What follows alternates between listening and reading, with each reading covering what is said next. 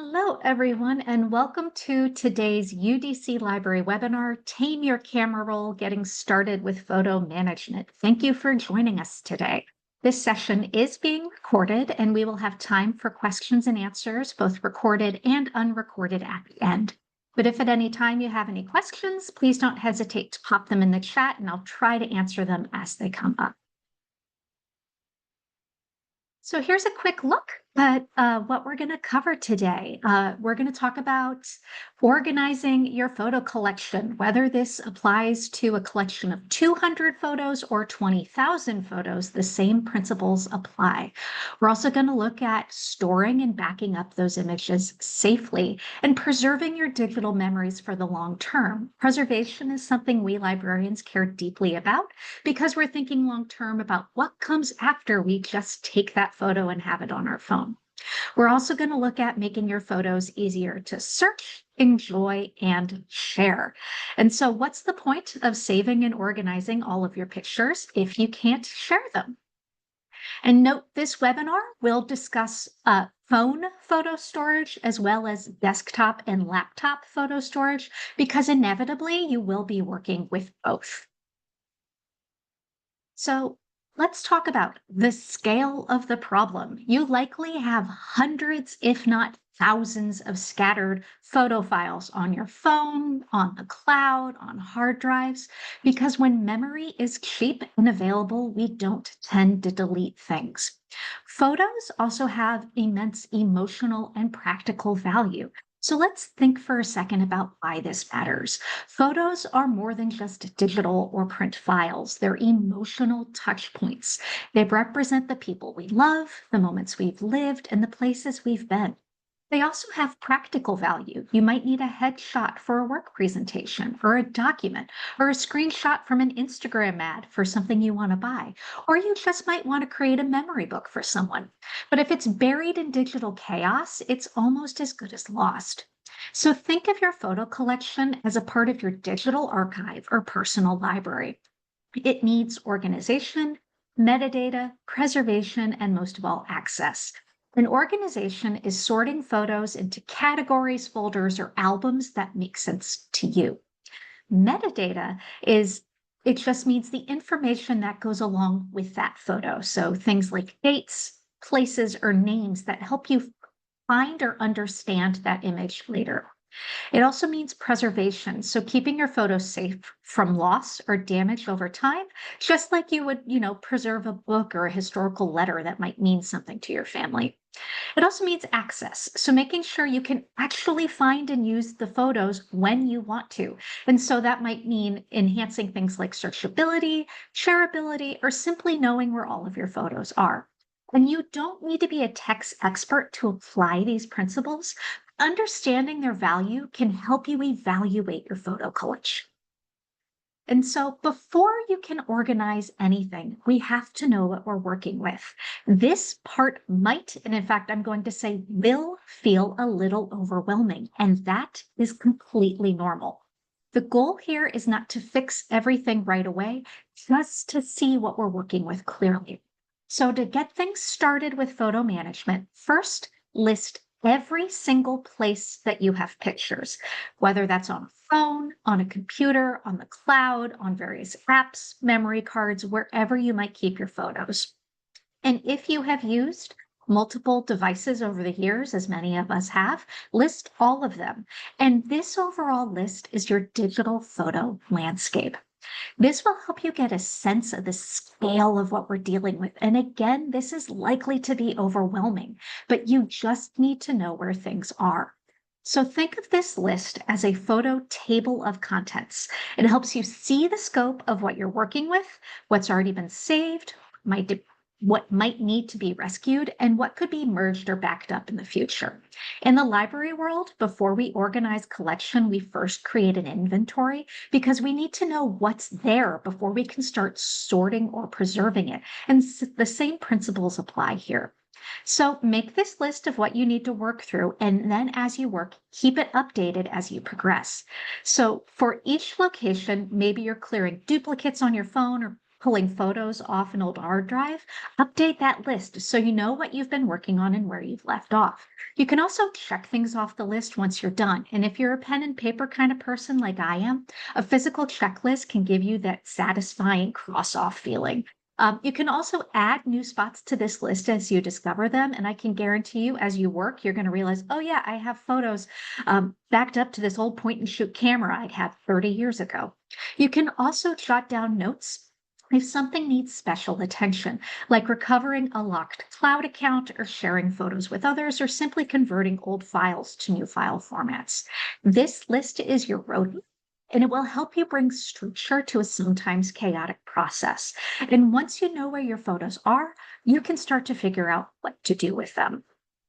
So let's make some special notes about the pictures on your phone, since this is where most of us take and keep pictures. First things first, back up your phone. If you take nothing else from today's webinar, please remember to back up your phone. We may think digital is safe because we can access it from anywhere, but you can just as easily lose things on your phone as we do in person. And if you happen to drop that phone in a sink full of water and you haven't backed it up, it's possible that the photos you have on it are lost forever. So to get started, when it comes to working with your phone, start with some light weeding. This is where you just scroll through and delete obvious things that have absolutely no value for you anymore.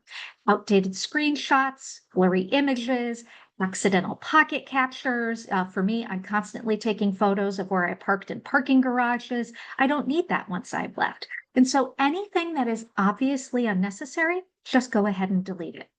You can also use built-in tools, and everyone's phone is different in this manner, so I can't address everything. But for instance, iPhone has a duplicates album where you can delete things, and Google Photos offers a free up space option. You might want to consider setting yourself a calendar reminder. I recommend weekly or monthly to regularly delete out, these screenshots, blurry photos, and burst images. When you clean things up like this on a regular basis, it reduces the amount of overwhelm you feel. Another thing you can try is to set a timer for 10 minutes and just cover what you can in that time period. And this is not a strict recommendation, but I know someone who clears their camera roll every time they're on their phone in the bathroom. Whatever works for you, find some time to just get started to clean things out. Once you have cleaned things out, you can consider creating albums and folders. Once you have the stuff you want to keep, this is where organization can come into play because you don't organize what you aren't going to keep. You can create albums for easy access. Things like, photos of your kids, travel, pets, screenshots, documents, whatever you want to save. Albums help your phone feel more like a curated space and less like a junk drawer. And some phones can automate this for you. And there are even, many apps you can go out there and purchase to help do this sort of work.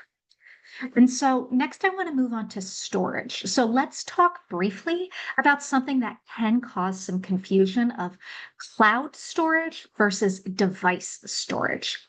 Backing up to the cloud doesn't always mean your photos are safe to delete from your phone. For example, if you're using iCloud, deleting a photo on your phone usually deletes it everywhere you have access to iCloud. And this is because it is syncing, it's not just backing up.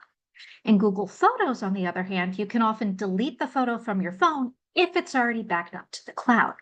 Or if you're like me and you download pictures to your laptop or desktop, you can then delete them from your phone because you have migrated them to a different platform.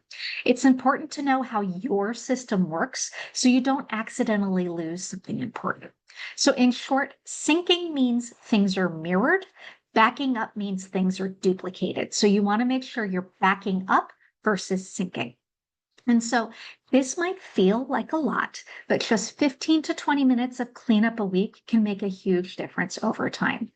Also, while I just spent time focusing on your phone for these things, all of the same principles and techniques hold true wherever you keep your pictures. I just wanted to focus on the phone first because it's where so many of us have the most pictures. Once you have a handle on where everything is and what you want to keep. It's time to bring some structure to your collection. And think of this as building a photo archive, which you can then easily access and possibly pass on one day.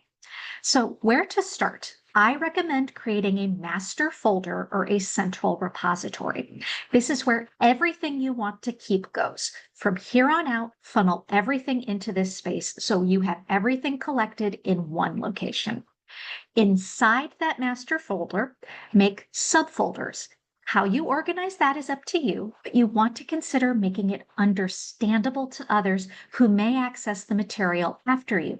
Or if you happen to share this photo collection with other family members or friends, they can understand it as well. Some common ways to organize include date, so having chronological folders, say by year or month, by event or theme. So, if you take vacations or you have birthday parties or you just want a folder of your pets, whatever it is, you can organize that way. You can also organize by people. And this day with AI, facial recognition tools can do this as well. They can sort of put things into folders for you. You can also do a mix of these. So you can organize by year, but then within that year, organize by event or theme.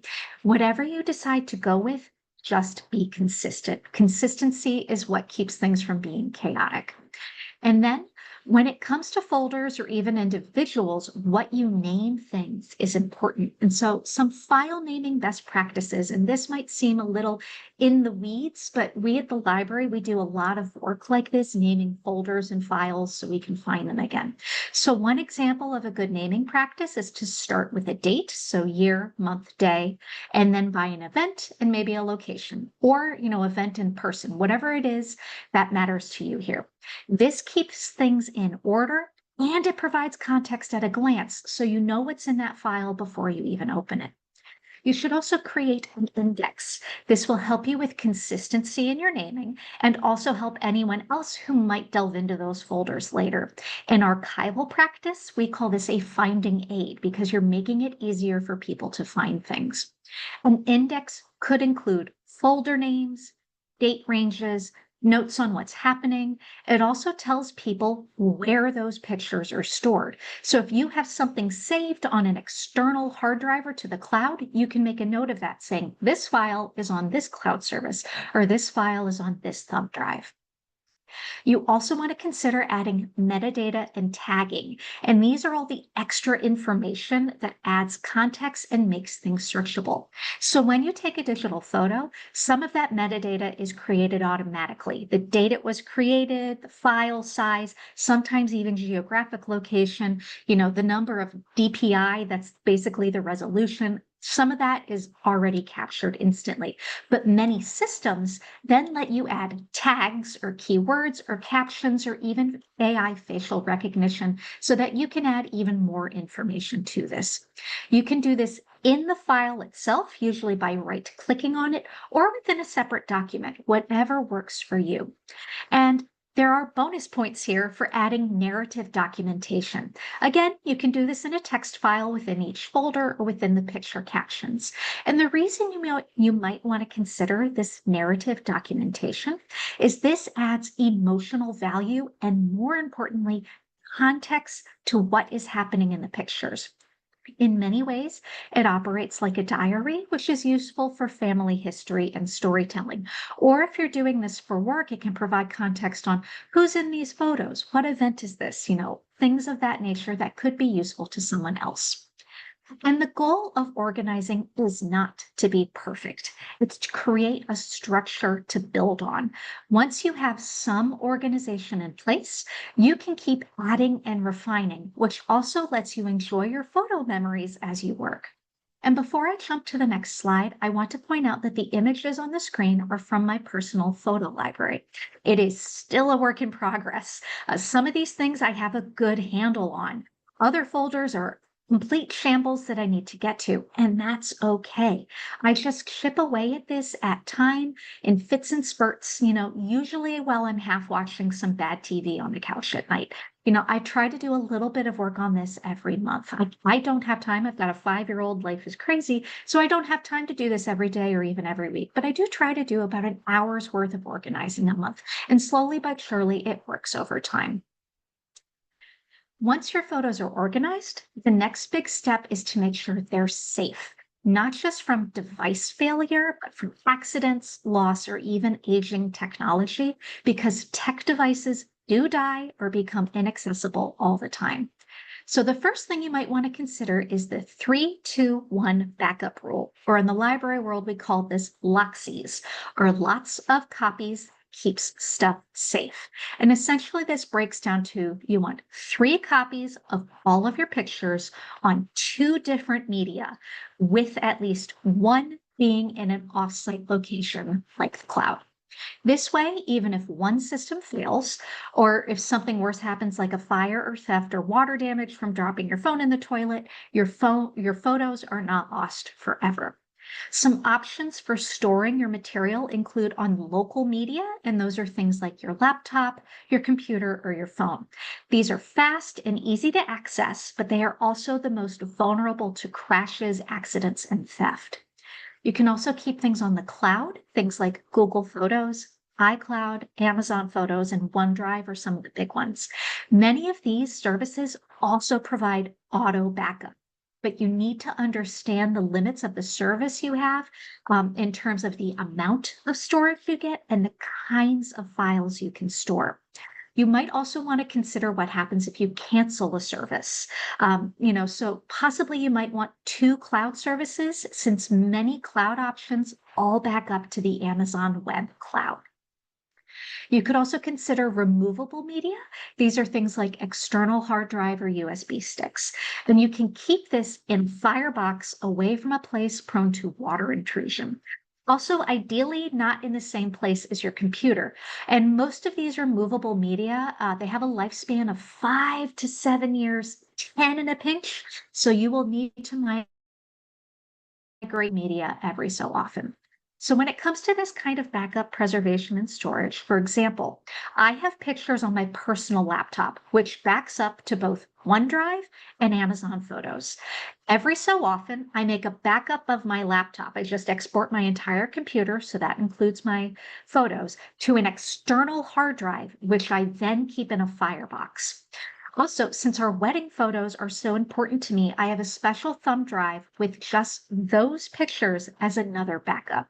These are also in our Firebox, and my laptop lives in our bedroom, and the Firebox lives in a foyer closet, which is near no known areas of leakage. So that's, you want to pay attention to those sort of things. And just as a reminder, as I mentioned earlier, syncing versus backup. Syncing means changes happen everywhere at once. If you delete a photo on your phone or laptop, it also disappears from the cloud.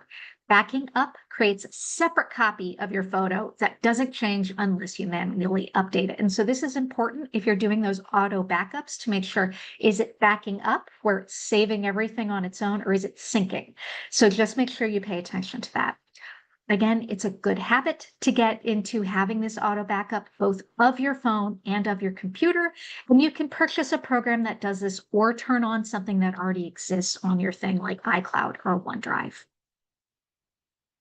So let's take a step back now and talk about preservation, because you're not just saving your photos for you, but making sure they'll still be usable and viewable in the future. In the library world, we call this digital preservation, and it's something we do with everything from scanned manuscripts to oral history recordings. And you can apply those same strategies to your personal photo archive, because it's about protecting your memories and your photos against the changes of time, tech, and obsolescence. So if you've attended any of our previous webinars, this may sound familiar. If you've missed those webinars we have done on personal archiving, they are on our YouTube page. We have one covering the basics of personal archiving and another that targets parents, what to do with all that kid stuff. And when it comes to doing this sort of preservation, not all photo files are created equally, especially when you want to think long term. So let's look at the most common things to consider. The first is file formats, and this is what type of image file you are saving. JPEG or JPG. This is the most common file formats. It's compressed, which saves space, and it's widely supported across many platforms and devices. But because it is compressed, it loses quality over time. And every time you back it up, you lose just a little bit of resolution. But that said, it's practical for almost everyone.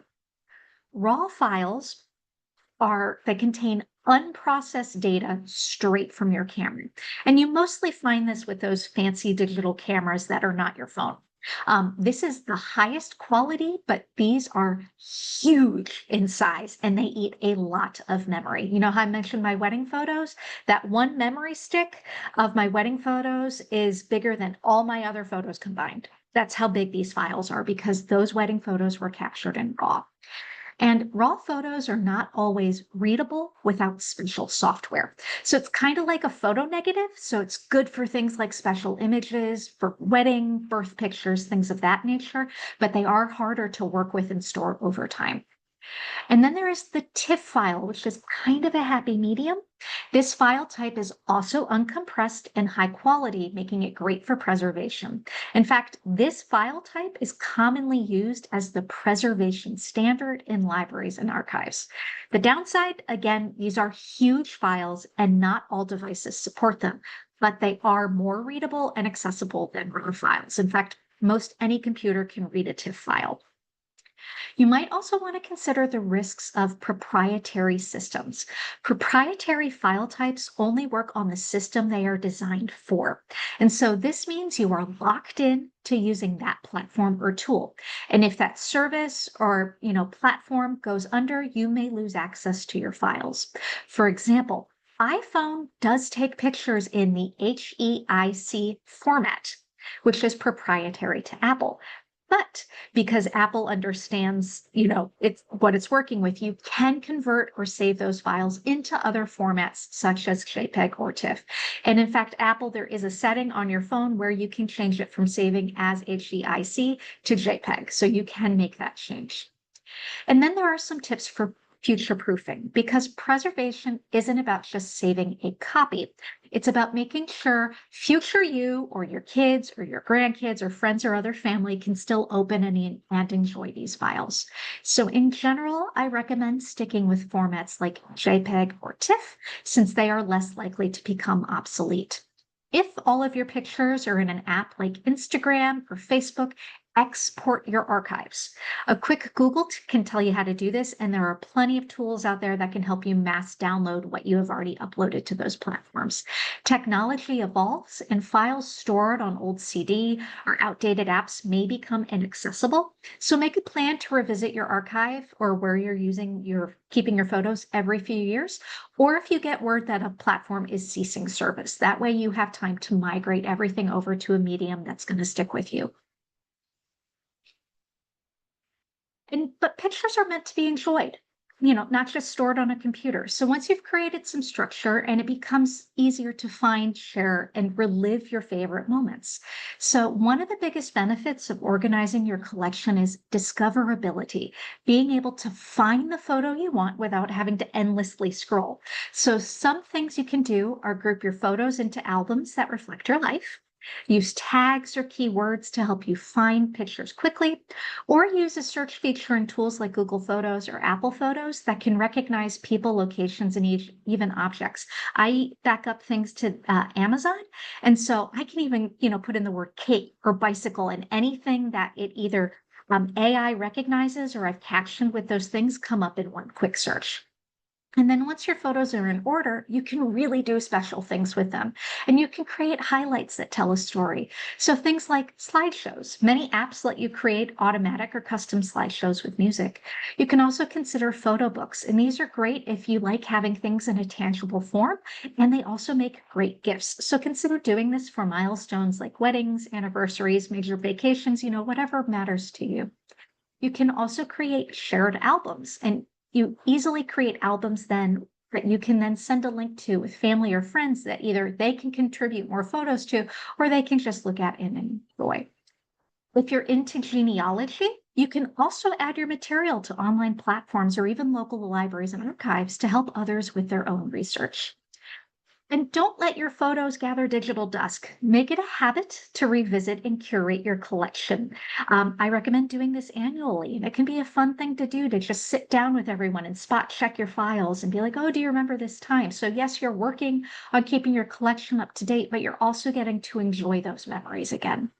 And you might also want to consider that many apps these days have a feature like on this day, where you can see photos taken on this date in a previous years. And you can use that time to not only relive those memories, but to clean up any photos you no longer need or to tag a few photos you might have missed. That's a relatively sustainable way to do a little work every day.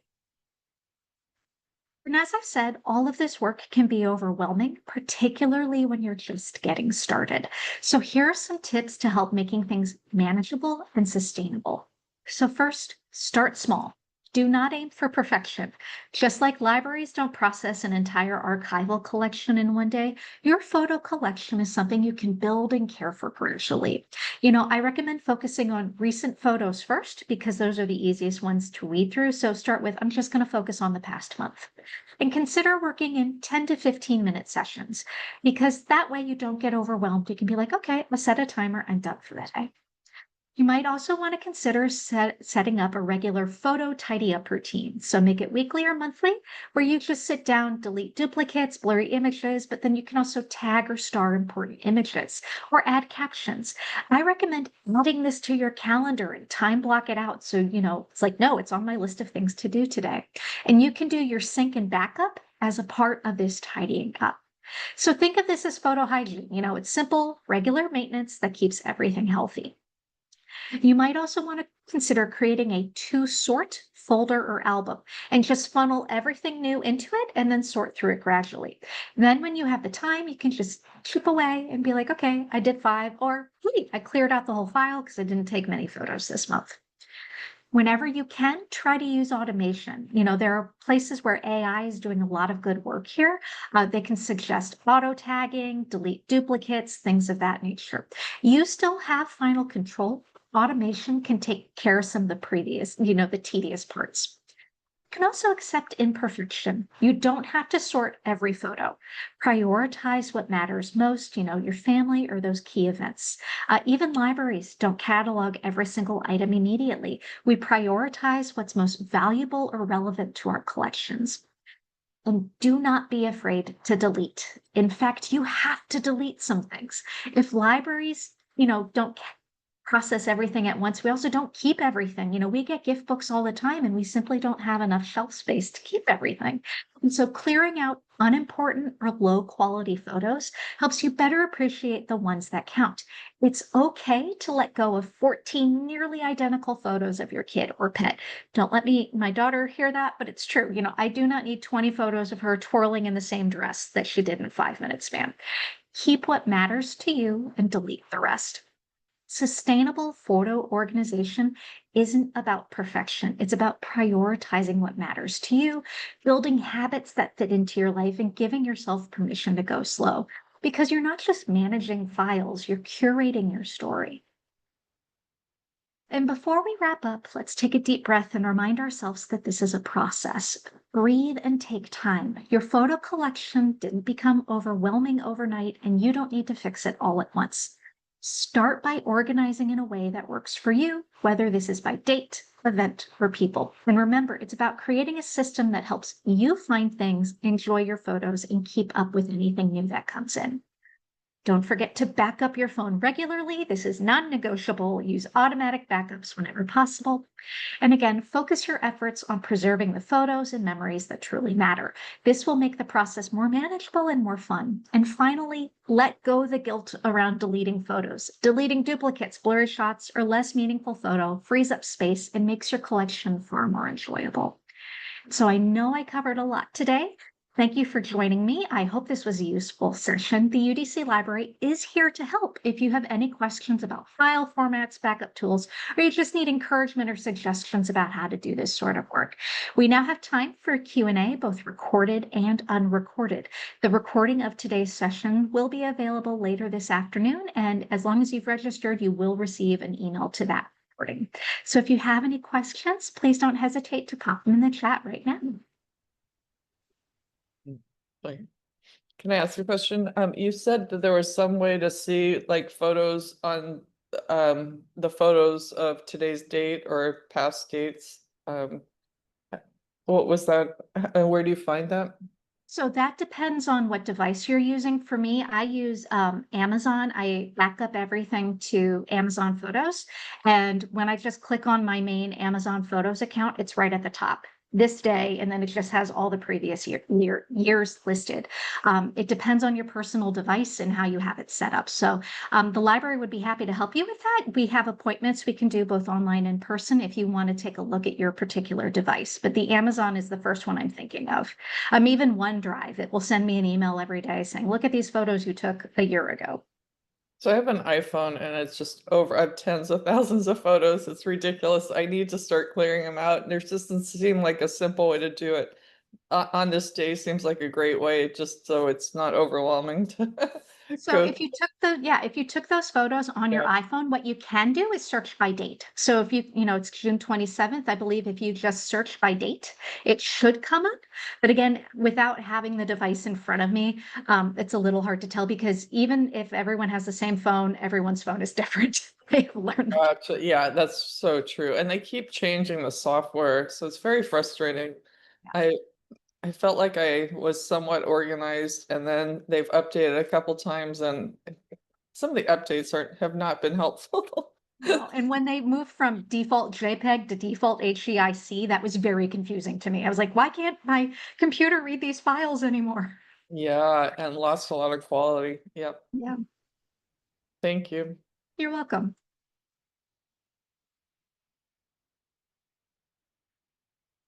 I'm not seeing any other questions come in, so I am going to end the recording now just so we can get to unrecorded questions.